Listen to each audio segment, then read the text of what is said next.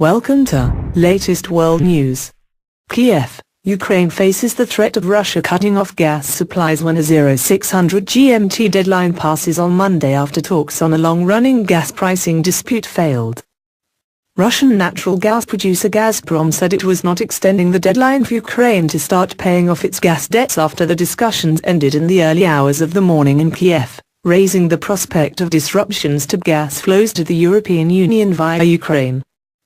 The breakdown of the talks is likely to increase political tensions that have mounted in the past few days between Kiev and Moscow as Ukrainian government forces clashed heavily with pro-Russian separatists in East Ukraine. The latest in several rounds of talks ended at around 1:30 am, 2230 GMT, despite a last-minute attempt by the European Union's Energy Commission to secure a compromise.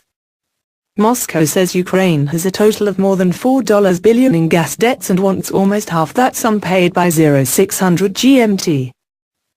The Russian side is expecting payment of the accumulated gas debt of $1.951 billion before 10 am, 0600 GMT. On June 16, Gazprom spokesman Sergei Kaprianov said, "If the funds are not paid, gas supplies will, as was announced earlier, be switched to a prepayment system."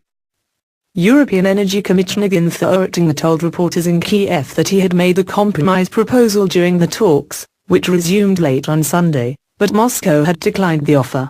Western countries had seen the talks as a gauge of President Vladimir Putin's willingness to compromise in Russia's political crisis with Ukraine, which has pushed relations with the West to their worst level since the Cold War ended.